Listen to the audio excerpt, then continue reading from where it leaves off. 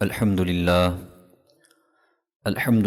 نحمده ونستعینه ونستغفره ونؤمن به ونتوکل علیہ ونعوذ باللہ من شرور انفسنا ومن سیئات اعمالنا من يهده اللہ فلا مضل له ومن يضلله فلا هادی له ونشهد ان لا الہ الا اللہ وحدہ لا شریک له ونشهد أن سيدنا وسندنا ونبينا ومولانا محمدا عبده ورسوله صلى الله تعالى عليه وعلى آله وأصحابه وبارك وسلم تسليما كثيرا كثيرا. أما بعد فأعوذ بالله من الشيطان الرجيم. بسم الله الرحمن الرحيم. قل اعوذ برب الفلق من شر ما خلق ومن شر غاسق اذا وقب ومن شر النفاثات في العقد ومن شر حاسد اذا حسد. صدق الله مولانا العظيم. وقال النبي صلى الله تعالى عليه وسلم: الكيس من دان نفسه وعمل لما بعد الموت والعاجز من اتبع نفسه هواها وتمنى على الله، او كما قال صلی اللہ تعالی علیہ وسلم. قرآن مجید کی ایک سورت اور رسول اللہ صلی اللہ علیہ وسلم کی ایک حدیث مبارکہ پڑھنے کی اللہ تعالیٰ نے توفیق نصیب فرمائی ہے.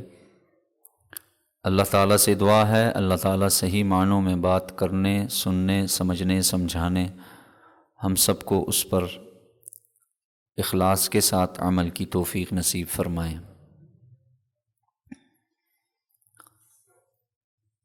اللہ تعالیٰ نے انسان کو بے شمار نعمتوں سے نوازا ہے. ان نعمتوں کا استعمال کیسے کرنا ہے اس کی تعلیمات بھی ہمیں دی ہیں، اور اس حوالے سے بہت مرتبہ عرض بھی کیا جا چکا ہے. وقتاً فوقتاً موقع بموقع ہم عرض کرتے رہتے ہیں.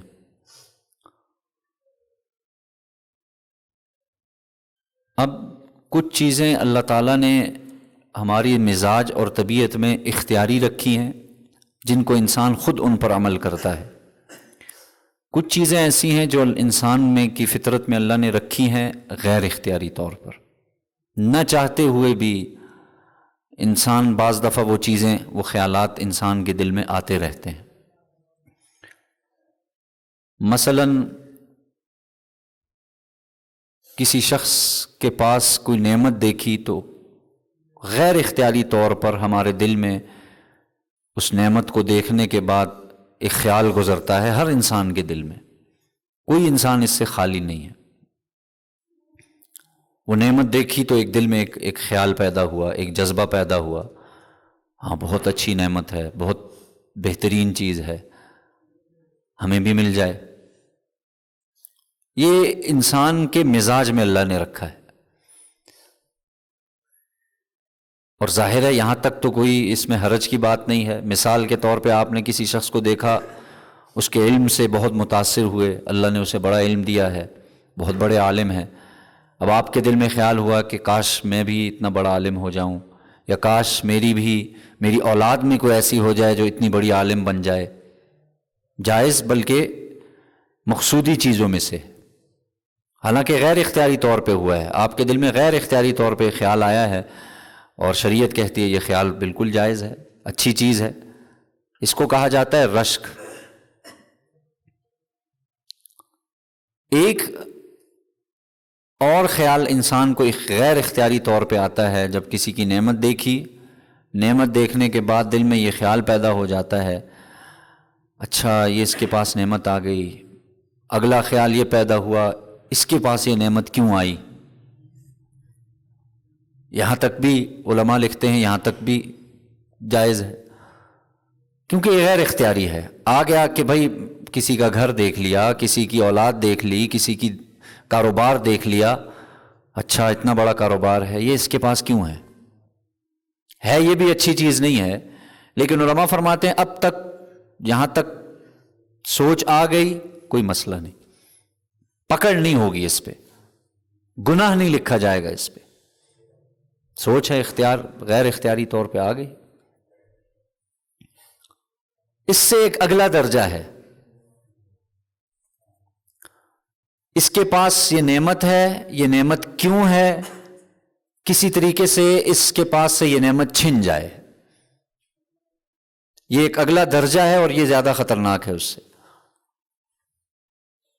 کہ اس کے پاس یہ نعمت ہے، یہ نعمت اس سے یہ نعمت اس کے پاس کیوں ہے، یہ نعمت اس سے چھن جائے، کاروبار ہے تو چھن جائے، ملازمت ہے تو چھن جائے، اور اس طریقے سے گھر اللہ نے اس کو اتنا عالیشان کیوں دیا ہے، اللہ کرے اس سے یہ گھر چھن جائے، یہ خیال بھی انسان کے مزاج میں ہے، دل میں آ جاتا ہے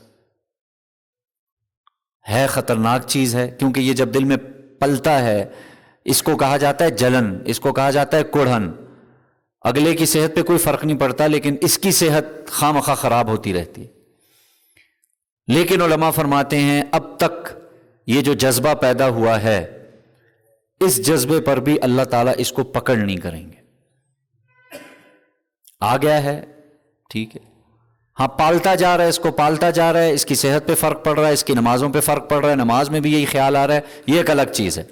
ویسے دل میں خیال آ گیا اچھا اس کے پاس یہ نعمت ہے، یہ چھن جائے، یہاں تک رک گئے آپ تو ٹھیک۔ ایک اس سے اگلا مرحلہ ہے جب انسان کسی کے پاس کوئی نعمت دیکھتا ہے، جو اس وقت ہمارے ہاں چلتا ہے، جب ہم کسی کے، اور یہ ہوتا بھی اپنوں میں ہے، باہر نہیں، باہر کس کوئی ارب پتی ہے، آپ کو اس سے کیا غرض، ملک کا صدر بن جائے، وزیر اعظم بن جائے، آپ کو کوئی فرق نہیں پڑتا، اس کی سینکڑوں ایکڑ زمین ہے، ہوتی رہے، آپ جسے جانتے نہیں ہیں، جس کو آپ پہچانتے نہیں ہیں، بس نام وغیرہ سنا ہے، انسان کو اس سے کوئی فرق نہیں پڑتا۔ لاکھوں آپ ہزاروں گاڑیاں گزرتے دیکھتے ہیں، بڑی سے بڑی گاڑی، آپ نے دیکھا کوئی فرق نہیں پڑتا ہمیں۔ فرق کب پڑتا ہے؟ جب کسی اپنے کے پاس اللہ کی نعمت آ جائے، اب انسان کو فرق پڑتا ہے، گھر آ گیا، کاروبار آ گیا، گاڑی آ گئی، اور اس کے علاوہ اور دیگر جتنی بھی اشیاء ہیں۔ تو جب یہ جذبہ پیدا ہو جائے انسان کے اندر کہ بھائی یہ نعمت اس کو کیوں ملی، یہ نعمت اس سے چھن جائے، اس جذبے کے بعد جب انسان اس پر قولاً زبان سے یا عملاً ہاتھ سے کوئی اظہار کرتا ہے، اب یہ گناہ بن جاتا ہے، اب یہ اللہ اس پر اب اللہ پکڑیں گے اس کو۔ اللہ نے اتنی ڈھیل دے دی کہ بھئی چونکہ غیر اختیاری ہے، لا یکلف اللہ نفسا الا وسعها، غیر اختیاری خیال آ گیا ہے، ہم نہیں پکڑیں گے، کوئی مسئلہ نہیں، یہ تمہارے مزاج میں ہے، جلنا کڑنا، جلن، حسد، یہ مزاج میں ہے، کوئی مسئلہ نہیں۔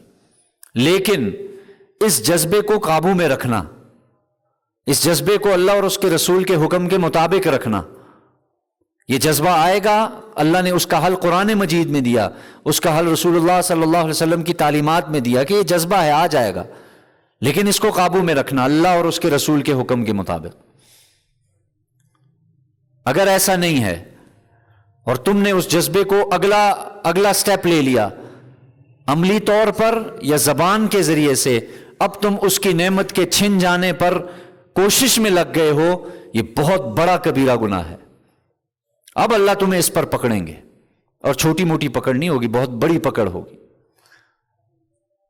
اسی کو شریعت کی اصطلاح میں حسد کہا جاتا ہے، انگلش میں اس کو جیلسی کہا جاتا ہے، اردو میں اس کو جلن کہا جاتا ہے۔ یہ وہ چیز ہے جو اس وقت ہمارے معاشرے میں، ہمارے گھروں میں، ہمارے کاروبار میں، ہماری دوستیوں میں یہ چیز پنپ رہی ہے۔ میں نے کہا جذبہ کا آنا برا نہیں ہے، خیال آ گیا وہ آئے گا، آپ کی فطرت میں ہے۔ دوست صبح و شام ساتھ بیٹھتا ہے، ایک دم اس کا چھکا لگا، کروڑ پتی بن گیا، آپ وہیں ہیں۔ سگی بہن، سگا بھائی، اس کو اللہ نے ایسی، ہوتا ہے گھروں میں، یہ گھروں سے شروع ہوتا ہے، آپ کی اولاد پڑھائی میں پیچھے رہ گئی، سگا بھائی ہے، بہن ہے، اس کی اولاد آگے نکل گئی، آپ کے اندر جلن پیدا ہو گئی، میری اولاد کیوں پیچھے رہ گئی، وہ کیوں آگے نکل گئی؟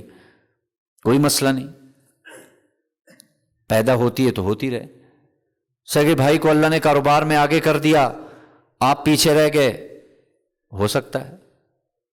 شادی، نکاح، آپ کا نکاح ہوا، آپ زندگی بڑی سکون سے گزار رہے، کوئی مسئلہ، کوئی پریشانی نہیں، دوسری طرف آپ کا بھائی ہے یا کوئی قریبی رشتہ دار ہے، یہ کیوں اتنے سکون میں زندگی گزار رہا ہے؟ ہماری زندگی جہنم بنی ہوئی ہے اور یہ شخص سکون سے زندگی گزار رہا ہے، کوئی مسئلہ نہیں۔ لیکن یہ جب یہ قابو سے باہر ہو جاتا ہے، یہ جذبہ جب یہ اس لیول پہ آ جاتا ہے کہ آدمی اب اس شخص کے بارے میں جس کو اللہ نے وہ نعمت دی ہے اس کے بارے میں زبان درازی شروع کر دیتا ہے، محفل اس کو بے عزت کرتا ہے، ذلیل کرنا شروع کر دیتا ہے، اور وہ تو ایسا تھا یہاں سے اٹھ کے وہاں چلا گیا، اس کے پاس تو نہیں تھا، حرام کمایا ہے، یا 100 ایسی باتیں جو ہماری مجالس میں ہوتی ہیں روزانہ، وہ تو روڈ پہ تھا، اس کو تو بولنے کا سلیقہ نہیں تھا، اور یہ دیکھو آج کہاں تک پہنچ گیا ہے۔ اس کی اگر شہرت ہے تو آپ اس کو ذلیل کر رہے ہیں۔ اب دیکھیں یہ جذبہ کہاں تک جاتا ہے، اب میں آپ کو سمجھا رہا ہوں، پھر اس کا انشاءاللہ اللہ تعالیٰ نے وحی الہی میں ہمارے پاس اس کا علاج موجود ہے تو یہ بیماری، اور ظاہر ہے بیماری کا علاج کرنا بھی ضروری ہے، اور اللہ نے ہر بیماری کے لیے علاج رکھا بھی ہوا ہے۔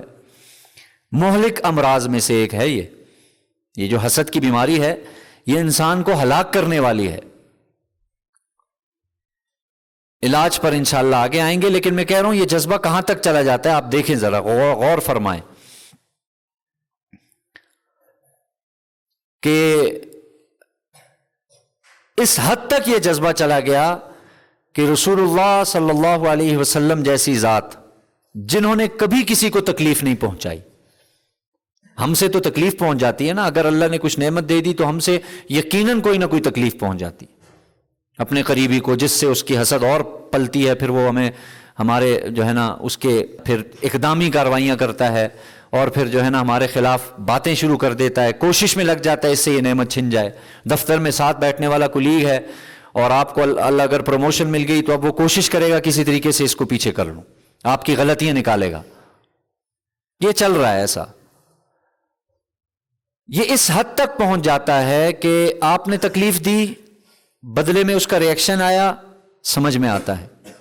رسول اللہ صلی اللہ علیہ وسلم نے کسی شخص کو کوئی تکلیف نہیں دی، ہر شخص یہ کہہ رہا ہے کہ ہمیں انہوں نے ذاتی طور پر کوئی تکلیف نہیں پہنچائی، لیکن حسد کتنا بری چیز ہے، اس کا جذبہ، اس کو پالنا اتنی بری چیز ہے کہ اس حد تک گر گئے وہ لوگ، نبی علیہ الصلوۃ والسلام کے زمانے کے لوگ، کہ نبی علیہ الصلوۃ والسلام کو اس بیماری کی وجہ سے زہر تک دے دیا۔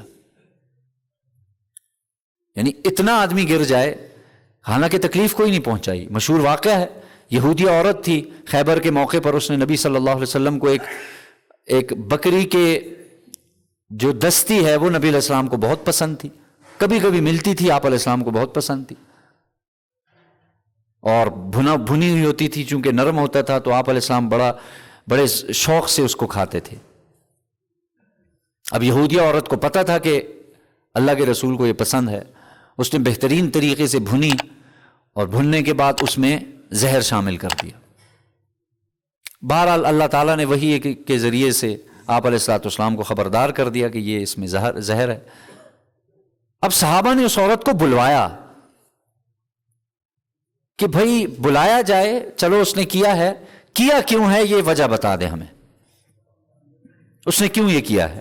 اس عورت کو بلایا گیا، اس سے پوچھا گیا کہ بھئی آیا نبی علیہ السلام کی طرف سے آپ کو کوئی تکلیف پہنچی؟ کہا بالکل نہیں۔ آپ کے کسی قریبی کوئی ہوتا ہے؟ کہا کسی کو کوئی تکلیف نہیں۔ پھر آپ نے ایسا کیوں کیا؟ یعنی آپ اس حد تک آ گئی کہ آپ ایک نبی علیہ الصلوۃ والسلام کو زہر تک دینے پہ آ گئی ہو، آپ کیوں کیا تم نے ایسا؟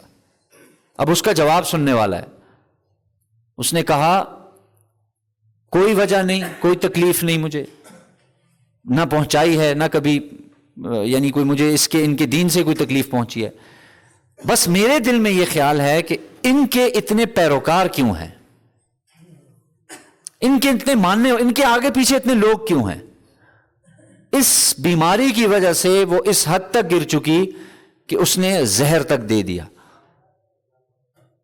اب میں آپ کو اس زہر کو، اس معاشرے میں وہ زہر بتانے لگا ہوں کہ اس زہر کو بہت اچھے طریقے سے سمجھ جائیں گے آپ لوگ، وہ کاروباری لوگ بھی سمجھ جائیں گے کہ دو دکانیں ہیں، ایک ہی آئٹم اس پہ پڑے ہوئے ہیں، ایک ہی چیز پڑی ہوئی ہے، ایک پہ گاہک زیادہ ہیں ایک پہ کم ہیں۔ وہ زہر ہمارے معاشرے میں آپ کو اس معاشرے میں سمجھا رہا ہوں۔ اور جس دکاندار کے گاہک کم ہیں اور دوسرے دکاندار دن بدن ترقی کر رہا ہے، تو وہ جو ترقی کرنے والا آدمی ہے، اب ظاہر ہے اب اس پر اب وہ زہر کا اثر شروع ہو رہا ہے۔ کیا زہر ہے؟ ایک دن وہ صبح آیا، اس نے آ کے دیکھا دکان کے باہر ماش کی دال پڑی ہوئی ہے۔ دوسرے دن آیا، اس نے دیکھا کہ کالے چنے پڑے ہیں۔ تیسرے دن آیا، اس نے آ کے دیکھا کہ کالی ہانڈی پڑی ہے۔ اور اگلے دن آیا اور اس نے دیکھا کہ وہاں پر کالے بکرے کی سری پڑی ہوئی ہے۔ کرتے کرتے کیا ہوا کہ اس کا کاروبار ٹھپ، پتہ ہی نہیں، وجہ ہی نہیں پتہ۔ پورے رسوخ کے ساتھ آپ سے عرض کر رہا ہوں، عملیات والوں کا اکثر کام، بلکہ زیادہ تر عملیات والوں کی جو دکانیں چل رہی ہیں، وہ صرف ہماری اس ایک بیماری حسد کی وجہ سے۔ یہ واضح طور پر میں عرض کر رہا ہوں، ہمارے معاشرے میں اس وقت جو کاروباری عملیات والے ہیں، یہ جو عملیات والے ہیں، ان کی دکان صرف اور صرف ایک بنیاد پہ چل رہی ہے، حسد۔ رشتہ لینے گئے تھے، رشتہ نہیں دیا، نہ کر دی، اچھا ہمیں نہ کیے، ہم دیکھتے ہیں اب اس بچی کے ساتھ رشتہ کون کرتا ہے۔ ظاہر ہے وہ معصوم، اس کو کیا پتا تھا کہ اس قسم کی گراوٹ اخلاقی طور پہ درندہ بن جاتا ہے انسان، کہ ایک رشتے کی نہ ہوئی، اب شروع ہو گئے، دیکھتے ہیں ہم کرے گا کون اس گھر سے رشتہ۔ پہلے تو زبانی کلامی ذلیل کیا، اس کے بعد عملیات والوں کے پاس چلے گئے، بھئی اس کا رشتہ نہیں ہونا چاہیے۔ ایسے معاملات ہم نے دیکھے ہیں، خود سنے ہیں۔ وہ معصوم بچی، نوجوان لڑکی جو ابھی یعنی ایک جوانی کی دہلیز پہ چڑھی ہے، کبھی اسے کیا ہو رہا ہے، کبھی دورے پڑ رہے ہیں، کبھی اس کو خون کی چھینٹیں نظر آ رہی ہیں، کبھی اس کے کپڑے کینچی سے کٹے ہوئے ہیں۔ یہ سب ہو رہا ہے اس وقت ہمارے معاشرے میں، اور وجہ کیا ہے؟ حسد، جلن۔ اچھا میاں بیوی خوش چل رہے ہیں، یہ خوش کیوں ہیں آپس میں؟ یہ تو بہت زیادہ ہے۔ آپ نے دیکھا ہوگا، اور ظاہر ہے ہم سے بھی لوگ بات کرتے ہیں، جی کوئی سمجھ نہیں آ رہی کس وجہ سے جھگڑا ہو رہا ہے۔ بیوی کو کوئی پتہ نہیں کس وجہ سے، وجہ کوئی نہیں پتہ، جھگڑ روز رہے ہیں، لڑائیاں روز ہو رہی ہیں، وجہ کوئی نہیں پتہ۔ اور یہ تو بہت دیکھیں، اور یہ کب سے شروع ہوا؟ حضرت سلیمان علیہ الصلوۃ والسلام کے دور سے۔ وہ جو ہاروت، سورہ بقرہ کی تلاوت کریں اور ساتھ ترجمہ پڑھیں، تھوڑی تفسیر پڑھیں، ہاروت اور ماروت کا قصہ بڑا مشہور ہے۔ آزمائش کے طور پہ اللہ تعالیٰ نے انہیں بھیجا، اور ساتھ وہ بتاتے تھے ہر ایک کو کہ بھئی دیکھو ہم آزمائش کے طور پہ آئے ہیں، جادو سکھائیں گے تمہیں، کیونکہ ظاہر ہے ہمیں، لیکن آزمائش ہے، ہم سوچ سمجھ کے سیکھنا تم۔ تو وہ سیکھتے کیا تھے؟ قرآن ان کے الفاظ نقل کر رہا ہے، فَيَتَعَلَّمُونَ مِنْهُمَا مَا يُفَرِّقُونَ بِهِ بَيْنَ الْمَرْءِ وَزَوْجِهِ۔ ایک ہی بات سیکھتے تھے اکثر لوگ، کوئی ان میں اچھی بات سیکھنے کے لیے نہیں آیا تھا۔ سیکھنے کے لیے کیا آتے تھے؟ فَيَتَعَلَّمُونَ مِنْهُمَا، ترجمہ عرض کرنے لگا ہوں، وہ لوگ ان سے سیکھتے تھے، ان دونوں سے، ہاروت اور ماروت سے، مَا يُفَرِّقُونَ بِهِ بَيْنَ الْمَرْءِ وَزَوْجِهِ، ایسی باتیں جن کے ذریعے سے بیوی اور خاوند کے درمیان جدائی ڈالی جا سکے۔ یہ باتیں اس دور سے سیکھتے آ رہے ہیں اور آج تک سیکھ رہے ہیں۔ پیچھے وجہ کیا ہے؟ ایک لفظ، ایک بیماری جو کینسر سے زیادہ سخت ہے، وہ کیا ہے؟ حسد۔ دو بھائی آپس میں نہیں دیکھ پا رہے ایک دوسرے کو، ایک کو زیادہ مل گیا، کیوں ملا ایسے؟ دن بھر ٹانگیں کھینچ رہے ہیں۔ میں نے شروع میں عرض کیا تھا کہ غیر اختیاری طور پر خیال کا آ جانا یہ کوئی برا نہیں ہے۔ فلاں کے پاس نعمت دیکھی، خیال آ گیا اس کو یہ نعمت کیوں ملی ہے، کوئی مسئلہ، کوئی برا نہیں۔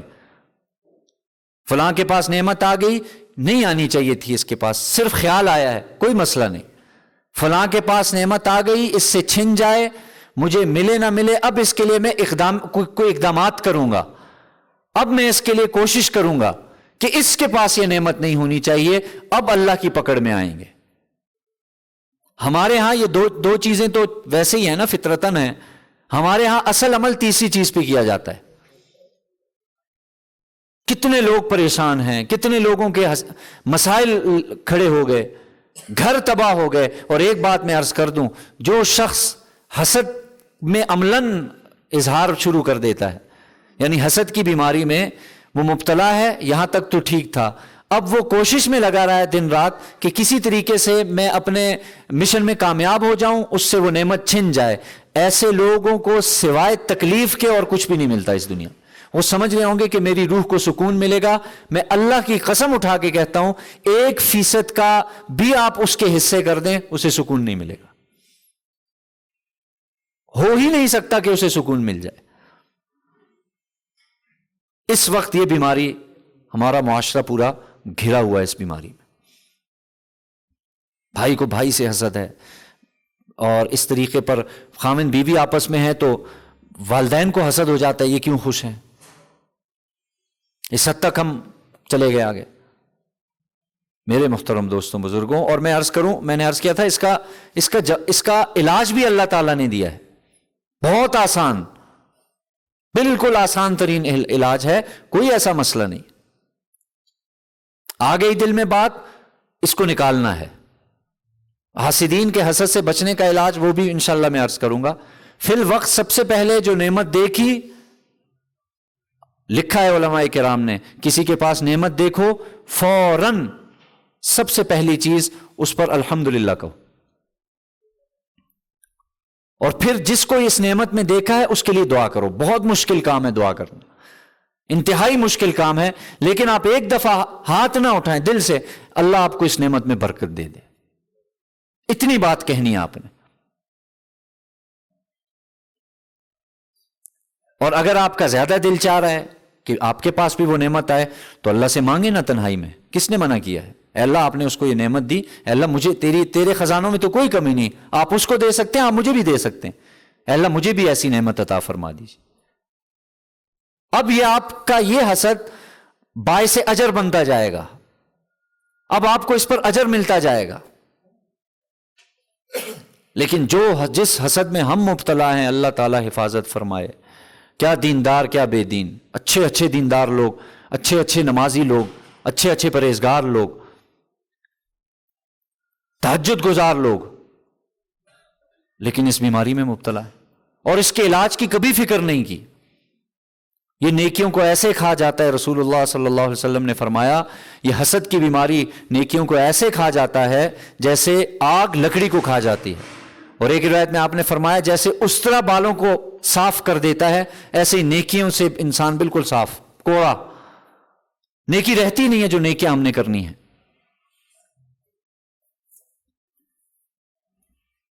اس لیے انشاءاللہ العزیز آئندہ ہفتے میں یہ 2-3 باتیں تو میں نے عرض کر دی، لیکن ہمارے ہاں لوگ ظاہر ہے بہت زیادہ شک میں مبتلا ہوتے ہیں، ہر وقت پریشان رہتے ہیں، کسی نے کچھ کیا ہوا ہے، اور ہوتا بھی ہے، میں یہ نہیں اس کا انکار نہیں کر رہا، فارغ لوگ بہت ہیں، حاسدین بہت ہیں، لیکن 100% نہیں ہے۔ علاج اللہ تعالیٰ نے ہمیں رسول اللہ صلی اللہ علیہ وسلم کی ذات عالی پر نازل کیا، اور قیامت تک یہ علاج، یہی علاج ہے۔ اس کے علاوہ آپ ڈھونڈتے رہیں، پھرتے رہیں مارے علاج آپ کو نہیں ملے گا۔ یہ واحد علاج جو اللہ تعالیٰ نے دیا ہے، جس کی تلاوت میں نے شروع میں کی ہے، سورہ فلق، انشاءاللہ اس کا آئندہ ہفتے ترجمہ بھی بتایا جائے گا، اور انشاءاللہ پھر اس میں علاج بھی آ جائے گا۔ اللہ تعالیٰ سے دعا ہے اللہ تعالیٰ سمجھنے کی، عمل کی توفیق نصیب فرمائے۔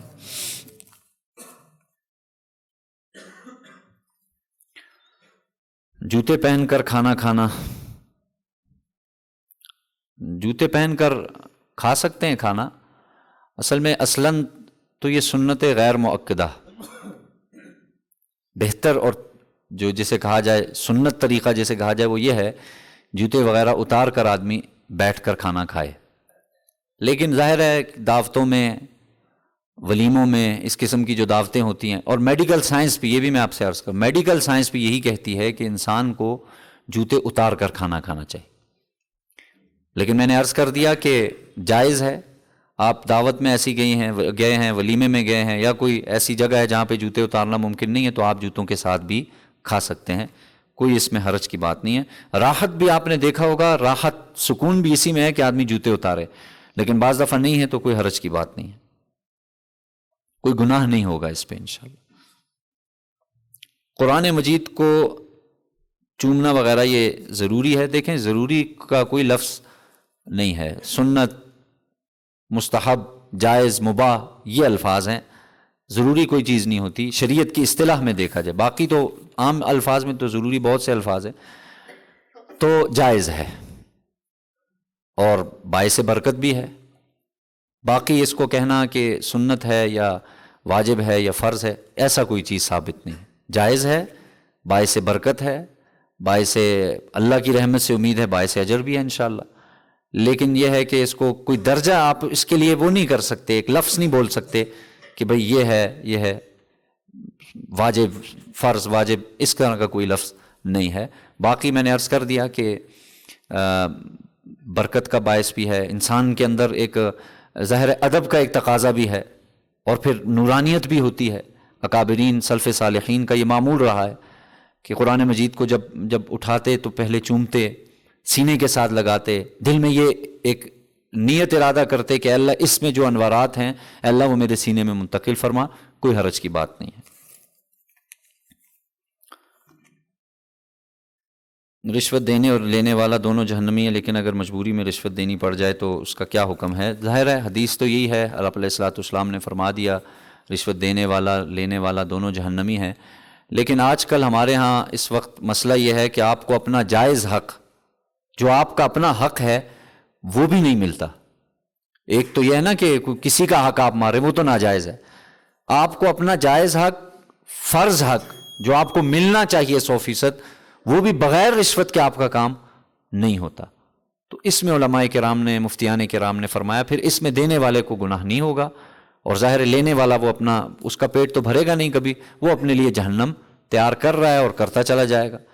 تو آپ پر کوئی اللہ کی رحمت سے امید ہے انشاءاللہ۔ پہلے اولاً تو ظاہر آدمی جائز طریقہ ڈھونڈتا ہے کہ بھئی میں نہیں دوں گا کچھ بھی ہو جائے، لیکن بعض دفعہ وہ اتنا پھنسا دیتے ہیں آپ کو کہ اب آپ کے پاس اپنا حق لینے کے لیے بھی آپ کے پاس کوئی اختیار نہیں ہوتا، میں کیسے اس سے حق لوں؟ تو پھر اس کے لیے آدمی کو پھر کرنا پڑتا ہے، نہیں کریں گے تو آپ مزید دھنستے اور پھنستے چلے جائیں گے، ذہنی کوفت، جسمانی کوفت، ٹینشن، پریشانی۔ تو ظاہر ہے اس سے پھر یہی طریقہ بیان کیا گیا ہے کہ آپ جائز حق ہے، آپ کا اپنا حق ہے، اس کی وصولی کے لیے اگر کوئی آدمی، اور پہلے کوشش کرنے کے بعد، ہاتھ پاؤں مارنے کے بعد اب بھی آپ کو آپ کا جائز حق نہیں مل رہا، تو پھر آپ کو پتہ ہے کہ میں ہی اس کا اہل ہوں اور میرے علاوہ کوئی ہو بھی نہیں سکتا۔ سرکاری دفاتر ظاہر ہے اس کو کہا جاتا ہے کہ فائل کے نیچے ٹائر لگائیں، تو وہ فائل کے نیچے ٹائر لگتے رہے ہیں، آج تک لگتے رہے، اللہ تعالیٰ ہی حفاظت فرمائے۔ ظاہر ہے جس بندے کا جس جگہ پہ ہاتھ لگتا ہے وہ کرپشن نہیں چھوڑتا ہے، یہ 100% بات ہے۔ جس کا جس حد، ریڑھی والا، یعنی چھوٹے سے چھوٹا آدمی کیوں نہ ہو۔ آج صبح ایک ساتھی نے بتایا کہ جاننے والے انہوں نے بتایا کہ ایک شخص مرغی لینے کے لیے گئے، کہتے ہیں جی ہم نے مرغی، میرے سامنے اس نے ذبح کی، میرے سامنے اس نے وہ کیا۔ گھر گئے تو ہمارے 2 بچے تھے یا جو بھی تھا، دونوں کو لیگ پیس اچھا تھا، پوری مرغی میں صرف ایک لیگ پیس تھا۔ اسی طریقے سے انہوں نے پھر واقعہ سنایا کہ بھئی ہمارے ایک قریبی جاننے والے کے دوست ہیں، یہ جو میں سب کی بات نہیں کرتا، لیکن جب گراوٹ آتی ہے نا، جب درندگی اور گراوٹ، گرتا ہے آدمی تو اس حد تک گر جاتا ہے۔ کہنے لگے کہ مردار مرغیاں ڈالی ہوئی تھیں۔ ہم نے کہا اللہ کے بندے یہ کس لیے آپ نے؟ ظاہر ہے جاندار ہیں پھر کیوں؟ کہتے ہیں بعض ایسے بھی آتے ہیں جو گاڑی سے ہی مرغی مانگتے ہیں، یہ ان کے لیے ہم نے رکھی ہے، جو گاڑی سے اندر اترنے کی توفیق نہیں ہے، اور گاڑی سے ہی کہتے ہیں 2 کلو یا 1 کلو مرغی دے دیں، تو پھر یہ ان کے لیے نظام۔ میں پھر سے عرض کر رہا ہوں سب کے لیے نہیں، لیکن یہ وہ واقعے ہیں جو پیش آ رہے ہیں اور آتے رہیں گے، یہ ہمارا المیہ بن چکا ہے۔ اللہ تعالیٰ سے دعا ہے اللہ تعالیٰ ہمارے معاشرے کے جو بھی درستگیاں ہیں اللہ تعالیٰ وہ ہم سب کو نصیب فرمائے۔